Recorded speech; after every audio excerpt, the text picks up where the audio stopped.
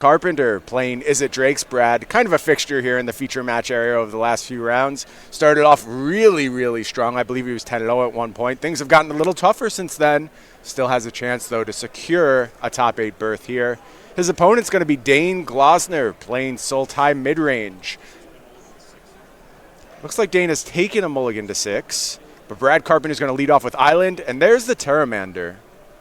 Yeah, Pteramander, great card. Very excellent update to this archetype. Basically just slots right in. Like, you really don't have to change too much to make Pteramander good. Right. I think it's a big find for this deck. I'm happy to see it get some standard run. And I think still this archetype is finding its footing, figuring itself out. Not a lot of hype around this one. Not one the Hive Mind has really set in on at this point. It's sort of old hat, but Pteramander does cool things, like you see Brad Carpenter enabling turn 2 Chardicourse to actually just draw 2 cards. Never happened in older versions of Is It Drakes. Basically never. Here we see an attack from the Pteramander. Dayne's going to fall down to 19. Brad has the Lava Coil for Wilderness Walker, Wildgrowth Walker, I'm sorry. If you've played any amount of Is It Drakes, you know just how critical that Lava Coil is. You need to get Wildgrowth Walker off the table. Brad has successfully done so. Yeah, Wildgrowth Walker, pretty big threat. Eventually will get out of burn range and will actually threaten to trade with any of the Drakes in combat, and could potentially just put them out of range for a 2-turn kill, which is kind of what the Drake's deck is known for. Exactly.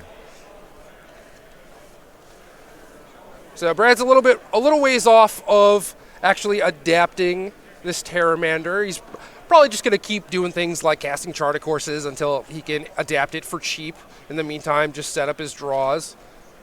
Brad generating a lot of actual card advantage here. Usually this is a deck that just churns through. It's looking at a lot of cards. It's not increasing its card quantity. With Pteramander in the mix, though, as a 1-drop, Chardicourse doing a lot of work for Brad in these early turns. Yeah, and you can actually grind people out now. Right. Playing more of an attrition game. There we see Dayne firing off of Vraska's Contempt before Pteramander can do any more damage. He knows that thing's going to get big real soon, doesn't want to deal with it. It's just a 1/1, right? Oh, it's going to be much worse. How often do your 1-mana 1/1s demand of Vraska's Contempt? Yeah, that's a pretty good sign the card is good. And there is a follow-up Pteramander with an Enigma Drake looking really strong for Brad here. 5-power Enigma Drake, Pteramander that can adapt into a 5/5 for 3 mana, it looks like. Good deal. One of the things I love about Dayne's deck, if you're taking a look over on Cardboard Live, you see a very notable exclusion from Dayne's deck. Sometimes that says just as much of the cards that are included. We've got no Llanowar Elves here. Yeah, we've seen a lot of players do this. I mean, the Golgari decks that started last season Right. basically just started with no Llanowar Elves, and then it was like, oh, these are really good in the mirror for accelerating into the Planeswalkers, so people were playing them, and not a lot of Goblin Chain Whirlers in the format. I think that's kind of where we've returned to, too. So it seems like Llanowar Elves would be a good choice, especially when you're trying to power out giant Hydroid Crassuses. Well, so Dayne is still cognizant of the giant Crassuses. He's trying to do so instead with Incubation Druid, but here we see a Vivian Reed from Dayne. Brad says, no, sir, it's going to be Spell Pierced. Huge, devastating play from Brad Carpenter there. Yeah, not a lot of targets for Spell Pierce against the base black-green decks, but stopping Vivian is definitely one of the big ones, and it's one of the things that allows you to get away with playing Spell Pierce, a card that's like not particularly good in the matchup in the main deck, because no matter what, you're still going to have a very good target.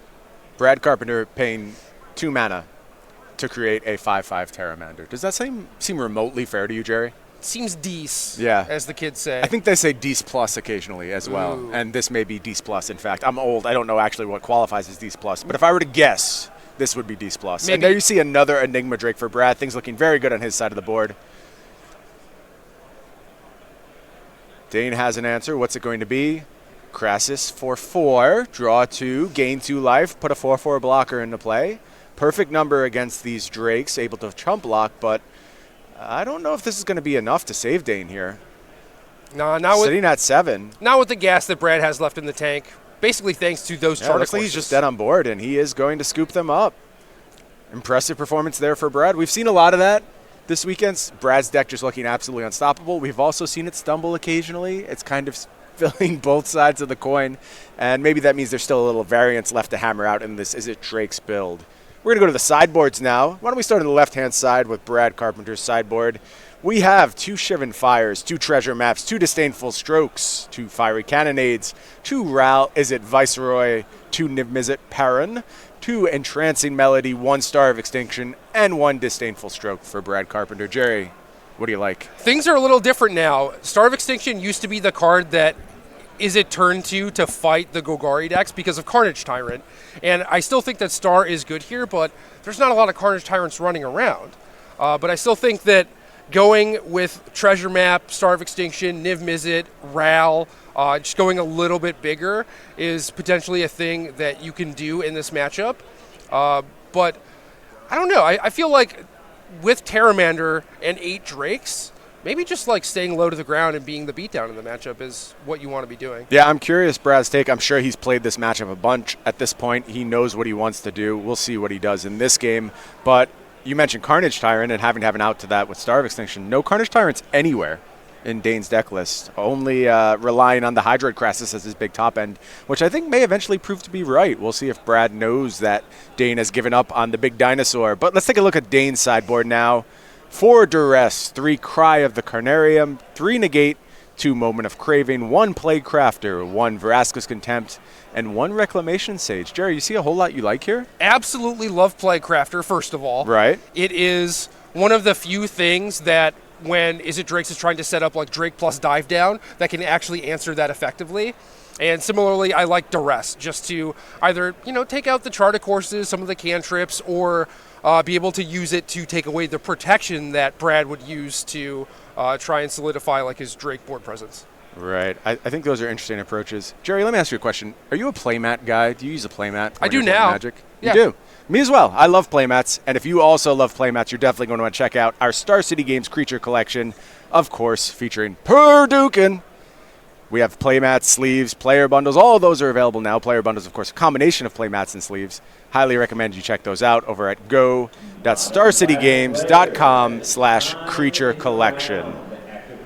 Play any Street Fighter ever? Do you have a Street Fighter character that you like? Nah, not really. I own Street Fighter V. Okay. But it was one of the games that I just purchased to have around in case people wanted to play themselves. Gotcha. I was always a Ken guy, so I definitely know the way of the Perdukin. In recent times, I also play Street Fighter V, and I've been a Cammy/Ed main. And that means almost nothing to the vast majority of our audience, but just something I wanted to share with you, Jerry. No, I appreciate it. I also happen to like sleeves. You asked me if I like playmats. I do like having sleeves on my cards as I play Magic, too. Yeah, I'm actually anti-sleeves. Never use sleeves. Yeah. No, I believe it. You're old school. Right. I've seen your collection.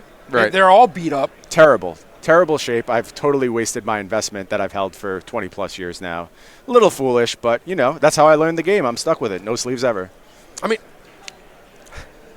think of how much money you've saved by not buying sleeves though, over time. Right. It's probably evened out. Yeah, I think it's just a wash, basically. So it looks like Brad took a mulligan to 6 there. Dayne, of course, going to lead on the play. Looks like Brad's ready. Passes the turnover. We're going to have a tapped Drowned Catacomb from Dayne. Brad's going to respond with a tap Steam Vents. Over to Dayne. Does he have a 2-drop here? He does. And it is going to be Merfolk Branchwalker. Revealing Swamp. That's going to go into Dayne's hand. Passes back to Brad. And there's a Terramander off the top of the deck for Brad. See if he can do that same kind of magic with his Charted Course here. Holding a handful of Lava Coils, it looks like. Good place to be. Means you're unlikely to get run over by Wild Growth Walkers, but don't really need to use it on that Merfolk Branchwalker. We can take care of that other ways. We see Brad cast Discovery there. He's going to put one of the 2 lands he revealed into his hand, the other one into the graveyard. He says, just 1 mana for me, please. That's exactly what I'm looking for. And here's a Jade Light Ranger from Dayne Glossner. He's going to reveal Drowned Catacomb. Assassin's Trophy. Catacomb goes to hand. Where's Assassin's Trophy going to go? Wouldn't surprise me if it stays on top. Dayne's already got a little bit of aggression going on, and now you just want some removal to clear the way. Yeah, Dayne agrees with you. Jade Light Ranger, of course, going to be a 3/2, having found 1 non-land on the top of the deck. And now we're back to Brad. Brad's going to tap 2 mana here, and he's got the Lava Coil for the Jade Light Ranger. Doesn't want aggression to get out of control on Dayne's side of the board. Also filling up his graveyard for that Terramander, looking to get big in the future. Yeah, and Crackling Drake coming down next turn. Interesting tension with Assassin's Trophy here. If Dayne is actively using that to control Brad's threats, maybe we're getting closer to Niv Mizzet. Entirely possible. Again, not sure if Brad actually went that route inside boarding. I could see him just boarding in some more grindy elements like Ral and not touching the Nivs. Right, totally possible. Ravenous Chupacabra here from Dayne Glossner. Brad's going to respond with an opt. Doesn't like what he sees. Going to draw a fresh one off the top. I think we found a Crackling Drake, one of the better draws there. Brad also lava coiling the Ravenous Chupacabra, still trying to stem any early aggression that Dayne may present. Dayne, though, with still a very full grip here, certainly trying to run Brad out of resources and doing a pretty nice job of it right now. Yeah, the Explore creatures just kind of showing their strength, allowing you to get a little bit of filtering, ensure you hit your land drops, and then eventually just drawing premium removal from your opponent, too. Yeah, the Explore creatures are one of my favorite duos in quite some time. They have such a subtle effect on the game. You don't realize how important they are until you try playing games without them in these type of decks, and you realize these decks don't work without these Explore creatures. Not really. And then you have the added benefit of just getting to play Wildgrowth Walker, too. Of course. So Dayne deployed another Branch Walker, found another land, keeps building towards a pair, I believe, of Hydroid Crassuses he has in hand. Brad with his own powerful play in the form of Crackling Drake, going to draw a card. Looks like it was another Crackling Drake. Love to see those Crackling Drakes do that kind of work. Dayne obviously has the answer for the first one, going to play Assassin's Trophy. Brad going into the deck and finding a basic land to replace his Drake. I like the way Brad plays this deck, where you see when he has one threat, he'll often look for some sort of protection spell, but then once you have a second threat, that's effectively like a protection spell. Basically, you don't want to be left without a threat because your deck is so threat light. So on turn 4, he cast an opt looking for a dive down or another threat rather than cast a Crackling Drake, but now that he has a bunch of threats, he's just more than willing to run them out there. Well, here we have our first Hydroid Crassus of the game. It's going to be a 4/4. Draw 2 cards, gain 2 life. Dayne sitting at a comfortable 22 life right now to Brad Carpenter's 10. Brad definitely on the back foot. Going to try a Crackling Drake, see if we can find some more gas off the top. Looks like a grip full of lands and an Enigma Drake. So he's got some board presence, but so does Dayne right now. And I think Dayne's is a little stronger, and it's only going to get even more powerful with that Vivian Reed off the top of his deck. Yo, what's that writing on the Hydroid Crassus? That's a fair question. I'm assuming it's a signature. That's my signature. Oh, that's your signature. Oh, very flashy. Interesting he had you sign his Hydroid Crassus when you didn't show Hydroid Crassus the proper respect during the pre-release season. Didn't, but we covered Dayne earlier, and he's like, hey, you covered my match. You said good things about this card. I'm crushing this tournament. Can you sign my Crassus? Okay. I like his approach. Dayne making an attack here. He's going to get in for 6. Brad's going to fall to 4. He's going to chump attack with the Merfolk Branch Walker. That's going to hit the graveyard.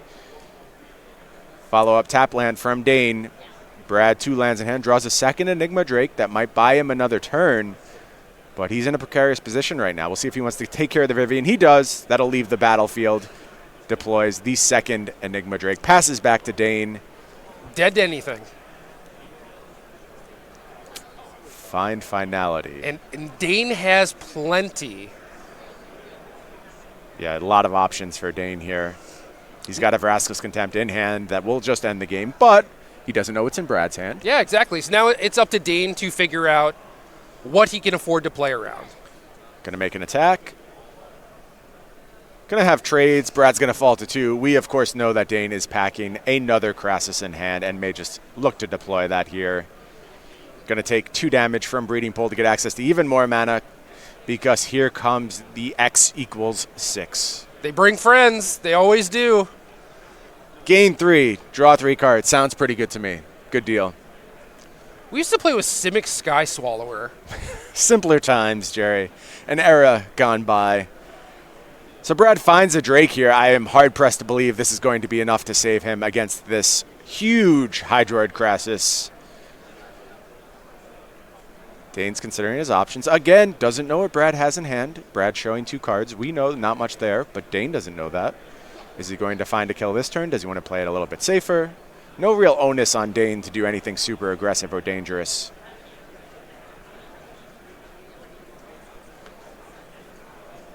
Dayne casting Finality. That's going to do it. Wiping the board, making his Crassus even larger. And Brad Carpenter scoops him up. 1 game apiece. Top 8 on the line. This is a high-pressure situation for both these players right now. Yeah, definitely. I mean, it's especially being Brad and starting 9-0, then 10-0 on day 2. Never want a tournament to go that way. No, absolutely not. So we're taking another look at the sideboard here. Anything you want to reconsider having seen that game play out? Play draw considerations, always an important thing to consider in Game 3. I think with Brad on the play, it is a little easier to justify some of the more expensive cards. Either way, I'd be pretty happy with Disdainful Stroke, Treasure Map, Ral, and then it's whether or not you actually want to turn to Niv-Mizzet or not.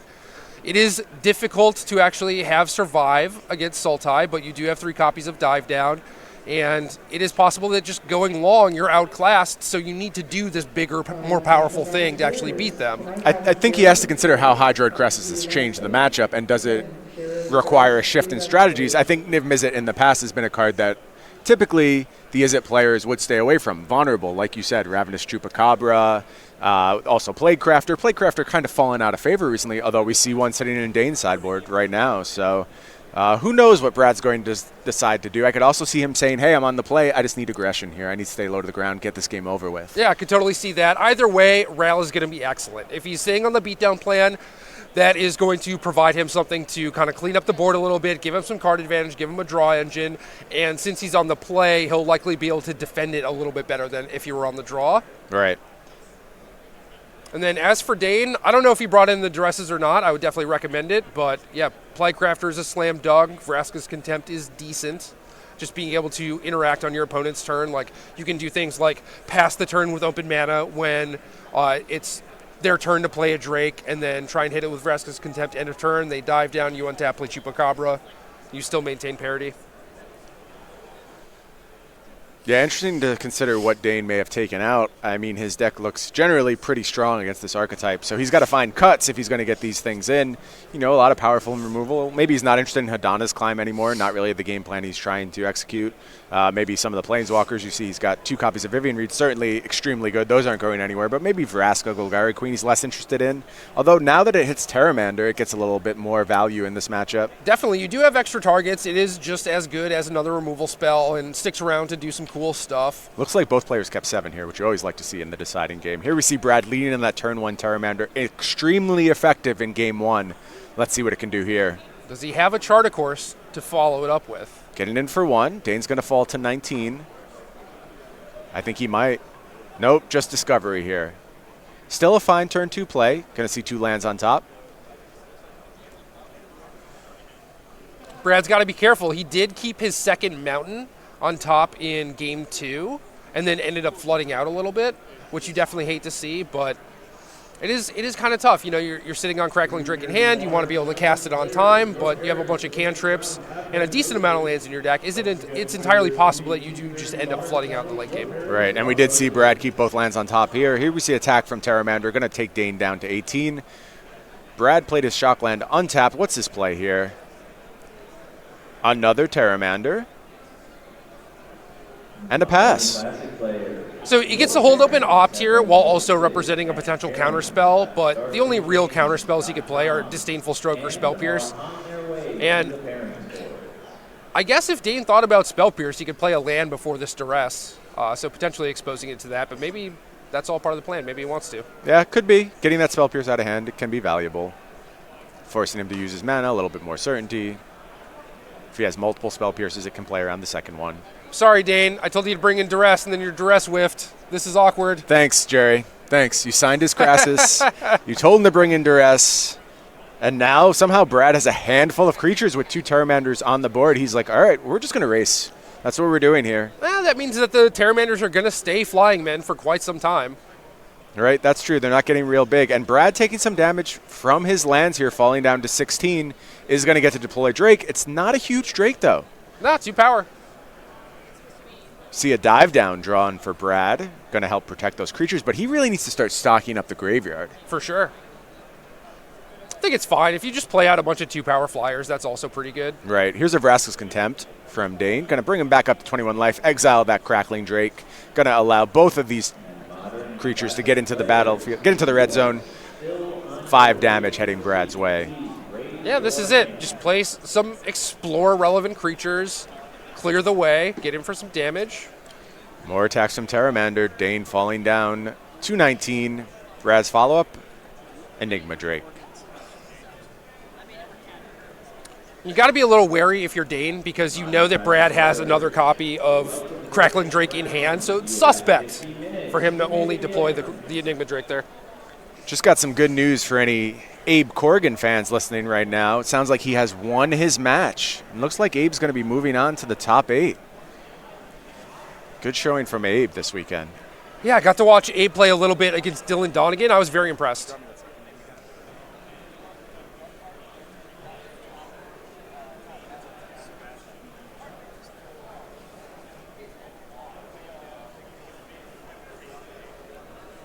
Both players continuing to deploy threats here. Brad got to use his dive down to protect from the Chupacabra. Pteramander continuing to attack, but we've slowed the pace a little bit. Enigma Drake's going to stay home.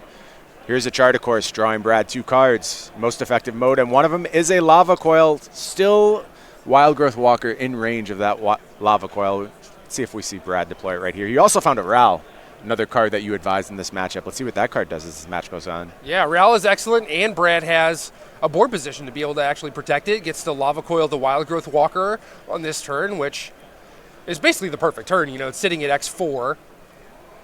Those are really big 2 cards for Brad. There you do see the Lava Coil. Wild Growth Walker going to leave the battlefield. Brad passes the turn back to Dayne. Dayne's starting to get access to a lot of mana. He does have the Crassus in hand. He also now has a Vivian in hand. Big plays are going to start coming out from Dayne. Yeah, kind of rough. Like, Vivian is obviously a great top deck here. Vivian's basically always going to be incredible against Izzet, but right now it would just kill an Enigma Drake and then die to the Pteramanders, but maybe that's good enough because you get to get rid of the blocker, right, make another attack for 5. Yeah, Dayne's the aggressor right now, I think. And there you see another attack for 5. Brad falling down to 6. Brad's going to untap, take a draw. Disdainful Stroke. Is Brad willing to fall to 1 on his next turn? Does he have something he can deploy? He does have another Crackling Drake, so he can make the attack, deploy the Crackling Drake, have a blocker. Yeah, I don't think you can really afford to do the Charter Course stuff this turn. I do think he probably has to deploy Crackling Drake. I am wrong. Brad disagrees. Brad says, I'm taking a look at some more cards. First one's an island, second one's Discovery Dispersal. Hitting land and a spell means that you can adapt Pteramander, hold up a Disdainful Stroke. Right. I like that line a lot, and I think that's exactly what Brad was thinking. There's that adapted Pteramander. Kind of had to hit perfect in order to enable this. Brad knew. Yeah, but I mean the floor of the play is that you just don't have Disdainful Stroke open. Mm-hmm. You know, you can just discard that, use your remaining 2 lands to adapt both Pteramanders. So I think we're about to see a big Crassus here. Now, almost certainly going to get Disdainful Stroke cast trigger, though. He's still going to draw those cards. It's only a 5/5.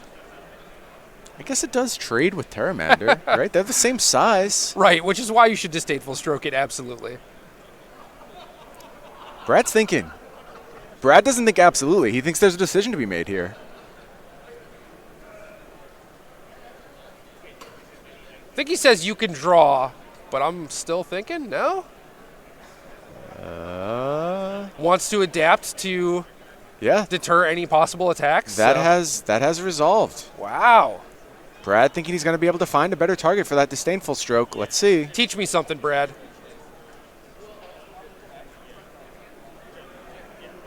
I think Brad drew another Pteramander. Really nice draw here. One of the reasons I love Pteramander is just that it's always live as the game goes on. Brad has a card he loves even more. It's Ral. Enough cards presently in the graveyard that Ral can deal with that Crassus, should that be what Brad chooses to do. It is. Shields are going to be down for Brad, though. I think that's okay. I guess what Brad did made sense, because if he strokes the Crassus, takes a hit down to 1, he's left with a 5/5 and a 1/1, and then next turn we'll probably want to tap out for Ral, and then even if he kills one of the creatures, if Dayne has 2 removal spells, he's going to lose. So this makes it so he can't lose to what's on board. And there we do see a removal spell. Cast Down, targeting the Pteramander. It's going to hit the bin. Dayne's got a tapped Watery Grave he wants to deploy. Only 2 cards left in hand for Dayne, and he's going to pass back the turn, giving Brad a chance to maybe use Disdainful Stroke to deal with the next play. Didn't quite catch the draw there. Looked like a red card. We're going to just take a look at 2 more anyway. Ral's going to tick up. We see Mountain, land. All right, Mountain's going to go to hand. Can play Mountain. That's a Star of Extinction. Ooh, backup plan. Yeah, I think this game has turned dramatically in Brad's favor. Potentially with some plays that we weren't quite sure about. Yeah. Brad just showing his absolute mastery of this deck. Yeah, I think not stroking the Hydroid Crassus might have played around a wider variety of things. Really strong play from Brad. There you see Crackling Drake coming into play. He's got to dive down to protect it now. Good looking grip on Brad's side. What does Dayne have to offer? This has been a great match, very back and forth. Yeah, absolutely. Now, Brad kind of has to close the game out before Dayne starts finding more Crassuses, but he still has Disdainful Stroke to get rid of the body, Star of Extinction if anything goes poorly. Dayne also not messing around. He's got the 4 full Crassus. Oh, yeah. We see his draw there was a Vraska. Golgari Queen looks like he's going to deploy. Only other thing in hand is a land. He may be looking for more, sacrificing some of those lands possibly. Interesting tension there with Hydroid Crassus. You generally want all your lands as the game goes on. Yeah, but Vraska as a removal spell is just so strong, too. Oh, for sure. Could potentially just gobble up that Pteramander sitting on the battlefield.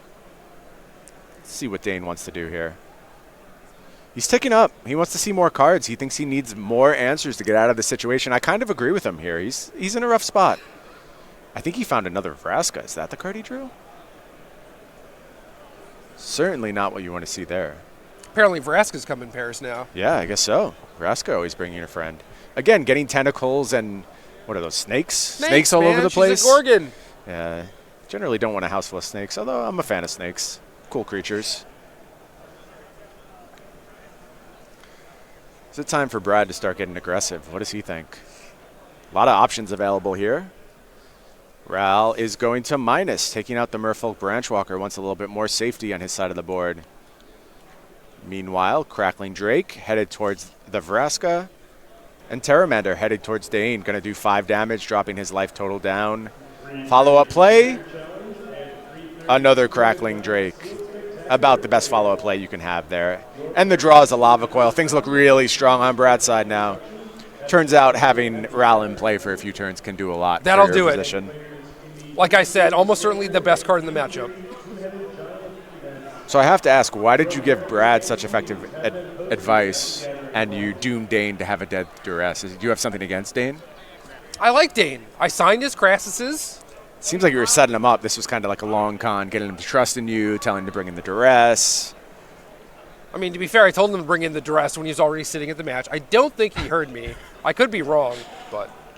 You have that effect on the game, Jerry. You just broadcast your knowledge across the room. Dive down, able to protect one Crackling Drake. Can't protect the other one from an Assassin's Trophy. But Dayne's out of stuff. He is all out. Managed to expend everything to get Brad to 4 and likely ensure that he doesn't die. You say likely because you never know with this Drake deck, and we might be there, honestly. I think Brad has 14. 14 of Dayne's 16. My count agrees with you. Let's see if Brad has those other 2 instants or sorceries in hand. Star of Extinction, Lava Coil, Pteramander, Disdainful Stroke. He may not. Yeah, Coil is 1, but you can't actually get rid of the Disdainful Stroke. Right. There's one. There's going to go the Chupacabra. Seems like you just want to attack the Vraska here with the Pteramander, right? Get it off the board, not allow any redraws. Here's an additional Pteramander. And Crackling Drake is still a 2-turn clock. Right. Having Dayne be it 1 or 6 is effectively the same thing unless Dayne is able to come up with 2 removal spells somehow and leave him with Pteramander. I think so. And you know what? That 5th point of toughness on Pteramander mattering a bunch again, closing off fine finalities and out. As you see, Dayne finds nothing off the top of the deck. He's going to offer the hand to Brad Carpenter, and Brad Carpenter is going to head on to our top 8. Impressive performance.